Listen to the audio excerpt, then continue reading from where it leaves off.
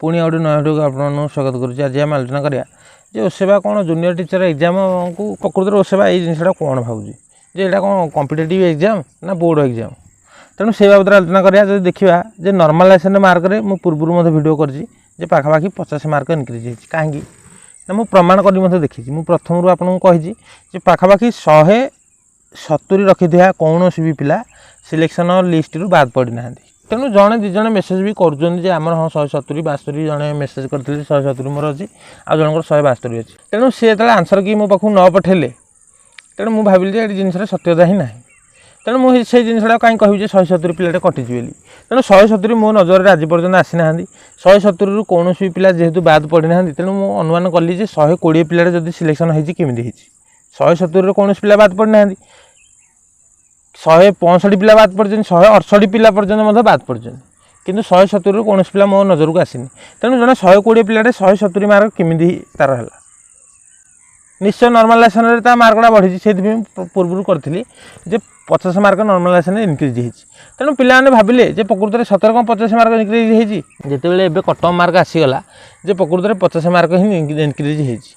तेणु से पिलानकर गोटे विश्वास है हाँ प्रकृत में 50 मार्क इनक्रीज न होते 120 पिलाटे क्यों सिलेक्शन होता ना कि 110 पिलाटे क्यों सिलेक्शन होता ना कि 100 नंबर रखी था गोटे पिलाटे भी सिलेक्शन होती एसी कास्ट क्यों सिलेक्शन होता ना गोटे पिला 130 रखी सी कटिजी एसी कास्ट विथ पीएच किंतु जड़े 100 मार्क रखी खाली एसी कास्टर से भी पाई सोशल कैटेगरी नॉर्मलाइजेशन 50 मार्क बढ़ी ना बढ़ी निश्चय निश्चय आपड़ जनइबे निजर मतामत जन 50 मार्क जन को बढ़े दौर ओसेवा यहाँ कौन भावुँ ना यहाँ कौन बोर्ड एग्जाम यहाँ हूँ कॉम्पिटिटिव एग्जाम। जदि गोटे पिला को 50 मार्क इनक्रीज कर सी केतले पछरे गोटे भल पिलाटे भी गोड़े जापर सोशल कैटेगरी पिलाने पाखापाखि इमिदी सिलेक्शन प्रोसीजर हो 14 रखी पिलाटा गोटे पिला सिलेक्शन हो आरएचडी यहाँ थोड़ा चिंता करूँ जे आरएचडी गोटे पिला 14 मार्क रखी माने 150 मार्क रु 14 रखी पिला सिलेक्शन होने को भाया प्रोसीजर सिलेक्शन कर सोशल कैटेगरी ताल रखुच कहीं एत पोस्ट तार गोटे मिनिमम मार्क रखुन यहाँ द्वारा शिक्षा व्यवस्था गोटे कौन जमी ओटीटी आप 50% रखी आटलिस्ट 50% रखिले ही तुम जो कैटेगरी आस से जिनसा रखा दरकार थिला। गोटे पिला 14 मार्क रखी सोशल कैटेगरी बोली से 14 मार्क रखिकी चाकरी दिज्व एटा केतल गोटे माने आर्टिकल 14 भायोलेट ये क्षेत्र में करूनी नॉर्मलाइजेशन रे 50 मार्क मिलले हेडा आर्टिकल 14 भायोलेट होनी कि 16 भायोलेट होनी किंतु डिस्ट्रिक्ट सिलेक्शन हेले पिलांगर आर्टिकल 14 और 16 भायोलेट हो को भाया जुक्ति प्रोसेस कहि किमी डिले हो 2 वर्ष 3 वर्ष एमती गड़ी गड़ी जाऊ से आमको आउ थे गोटे इलेक्शन आसी। तेणु ये परिस्थिति सृष्टि करार मुख्य कारण होउछन सरकार आ कहीं नुह ताकू सहयोग कर ओसेवा। जदि गोटे पिला कैटेगरी 1 रे अप्लाई करछि आ कैटेगरी 2 रे अप्लाई करछि ताकू आइडेंटिफाई किमिति करा जिवो सेही नॉलेज ओसेवा पाखरे नाही ताकू वेरिफिकेशन को डाकी से जानूँ जे प्रकृत में ये पिलाटे 2 जगह पाई ये परिस्थिति ओडिशा बर्तमान चली शिक्षा व्यवस्था कथा कहले न सरे आउ सरकार ये कम मनोवृत्ति सी भावुं बोधे शिक्षा व्यवस्था उन्नति जदि होउजी तो किसी लाभ ना छोटे पिला भोट देवार ना। तेणु से कहीं से क्षेत्र बाबद कहे कि आलोचना करेंगे यहाँ हूँ फैक्ट। आउ गोटे जिनस हूँ बोर्ड एग्जाम कम मुझे कहली जे grace mark high grace mark थे आप चिंता करूँ मु हाएस्ट जानी 5टा क्वेश्चन ग्रेस मार्क मिली। तेणु यहाँ थे चिंता करूँ जे जदि गोटे पिला को 5टा क्वेश्चन माने 10 मार्क ग्रेस मिलगला ता क्वेश्चन भूल अच्छी माने टाइप कर कम भूल कर जदि आप 10 मार्क गोटे पिला को ग्रेस देदेले सी तो ऑटोमेटिक कहे 100 जन पिला आगू पड़ला जदि ता मार्कटा 150 उपर अच्छी 10 मार्क मिलला 160 है से एमती 100 200 पिला आगू पड़ला ताले ये एग्जाम करी लाभ कौन हो कहीं गोटे दिन एग्जाम हो पारनी कौन असुविधा रही क्षेत्र में। तेणु यहाँ कहि केवल ओसेवा जानी शुणिकी कंप्यूटर बेस्ड टेस्ट ये रखी जे जदि ऑफलाइन एग्जाम होउची आमे से क्षेत्र में यही स्काम गुड़िक कर था। तेणु ऑनलाइन एग्जाम कर स्काम गुड़िक माने बहुत बढ़िया भाव में कर। तेणु से जानी शुणिकी ऑनलाइन एग्जाम रखी इमिदी प्रोसेस कर गोटे कुकुर हेल्ले सी जाकि एग्जाम माने फॉर्म फिलअप कर कुकुर ना आप आडमिट कार्ड बाहर कर ପିଲା ବାହାର କରି ଦେଖେଇଛନ୍ତି ତାମାନେ ସେଇ ଭିତରେ ସେମାନେ ତ ଯାହାକୁ ଚାହିଁବେ ତାକୁ ମଧ୍ୟ ସିଲେକ୍ସନ୍ କରିଦେବେ। ଯେମିତି ଏବେ ନର୍ମାଲାଇଜେସନ୍ କ୍ଷେତ୍ରରେ ହେଇଛି, ମୁଁ ଆପଣଙ୍କୁ ପ୍ରମାଣ କରି ଦେଖେଇଛି ଯେ 50 ମାର୍କ ପ୍ଲସ୍ ଇନକ୍ରିଜ୍ ହେଇଛି, 50 ବା 60 ହେଇଥାଇପାରେ। ମୁଁ କେବଳ 50 ମାର୍କ ଏଇଥିପାଇଁ କରୁଛି ଯେ ମୋ ନଜରରେ ଅଛି 110 ପିଲାଟେ ସିଲେକ୍ସନ୍ ପାଇଛି, ତାମାନେ 170 ତାର ହେଇଛି। ଯଦି ବି ତାର ଯେଉଁ ଡିଷ୍ଟ୍ରିକ୍ଟରେ ପକେଇଛି ସେ ଲୋ କଟଅଫ୍ ଡିଷ୍ଟ୍ରିକ୍ଟରେ ଆସିଲେ ମଧ୍ୟ ତାର ପାଖାପାଖି 55 ମାର୍କ ଖଣ୍ଡେ ଇନକ୍ରିଜ୍ ହେଇଛି। ତେଣୁ ଗୋଟେ 120 ପିଲାଟେ ସିଲେକ୍ସନ୍ ହେଇଛି, ତା ମାର୍କଟା ଯେତେବେଳେ 50 ମାର୍କ ଇନକ୍ରିଜ୍ ହେଇକି 170 ହେଇଛି, ତେଣୁ ସେ କ୍ଷେତ୍ରରେ ମଧ୍ୟ ସିଏ ସିଲେକ୍ସନ୍ ପାଇଯାଇଛି। ଫେରେ ହାଇ କଟଅଫ୍ ଡିଷ୍ଟ୍ରିକ୍ଟରେ ସେ ସିଲେକ୍ସନ୍ ପାଇଛି।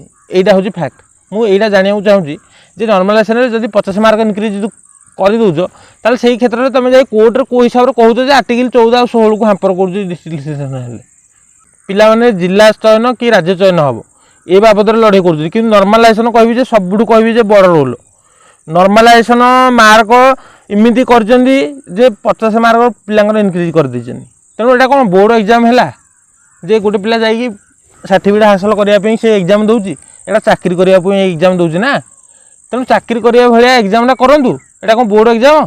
ଏଇ ଯେଉଁ ନର୍ମାଲାଇଜେସନ୍ ମାର୍କକୁ ନେଇକି ଯେତେବେଳେ ବି ଉଠିଥିଲା, ପୂର୍ବରୁ ବି ଉଠିଥିଲା, କିନ୍ତୁ କହିବି ଯେ ନର୍ମାଲାଇଜେସନ୍ ମାର୍କ ଓସେବା କହିବି ଗାଲୁଆଙ୍କର ଓଲଉ ଚାଷ ଭଳିଆ ମନା କରିଦେଲା ଯେ ହଁ ଆମର ସବୁ ରିକ୍ରୁଟମେଣ୍ଟ ପ୍ରୋସେସ୍ ସରିଲା ଆମେ ଦେବୁ, ପିଲାମାନଙ୍କୁ ଚାକିରି ଦେଇସାରିଲା ପରେ ଦେବୁ ଆମେ।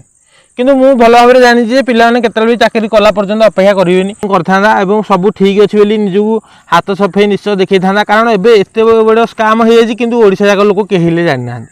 ଆପଣମାନଙ୍କୁ ଇନଫର୍ମେସନ୍ ଦେଉଛୁ, ତେଣୁ ସେ ବାବଦରେ ଆମେ ଜାଣିଛୁ ଯେ ପ୍ରକୃତ ଜୁନିୟର ଟିଚରରେ କ'ଣ କ'ଣ ହେଇଛି। ନର୍ମାଲାଇଜେସନ୍ କହିବି ସବୁଠୁ ବଡ଼ ଭୂମିକା 20 ପିଲାଟି ପାଇଛି ଏବଂ 160 ପିଲାଟି କଟିଛି। ସେତେବେଳେ ତ ଆମର ଆର୍ଟିକଲ 14 ଆଉ ଆର୍ଟିକଲ 16 ଭାଉଲେଟ୍ ହେଉଛି ନା ହେଉନି, ଏଇଟା ଥରେ ମୋତେ କ୍ଲିୟର କରନ୍ତୁ। କିନ୍ତୁ ସେଇ ଜିନିଷ ଓସେବା ଦେଖୁନି, କେବଳ ଡିଷ୍ଟ୍ରିକ୍ଟ ସିଲେକ୍ସନ୍ ଯଦି ହେଇଯାଉଛି ଆର୍ଟିକଲ 14 ଭାଉଲେଟ୍ ହେଇଯାଉଛି ବା ଆର୍ଟିକଲ 16 ଭାଉଲେଟ୍ ହେଇଯାଉଛି।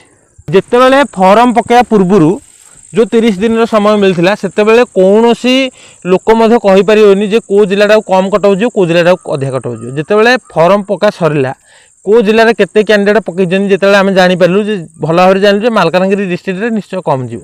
କିନ୍ତୁ ଯେହେତୁ ରାଜ୍ୟବାରୀ ଚୟନ ହେଇଛି ସେଥିପାଇଁ ସେଇ ଜିଲ୍ଲାରେ 175 ଯାଇଛି କଟଅଫ୍, କିନ୍ତୁ ଜିଲ୍ଲାବାରୀ ଚୟନ ହେଲେ 110 ଯିବ କଟଅଫ୍ କି 120 ଯିବ କଟଅଫ୍। ଜିଲ୍ଲାବାରୀ ଯଦି ସିଲେକ୍ସନ୍ ହେଉଛି ତାହେଲେ ମାଲକାନଗିରି ଜିଲ୍ଲାରେ 100ରୁ 120 ବୋଲି କଟଅଫ୍ ଧରନ୍ତୁ।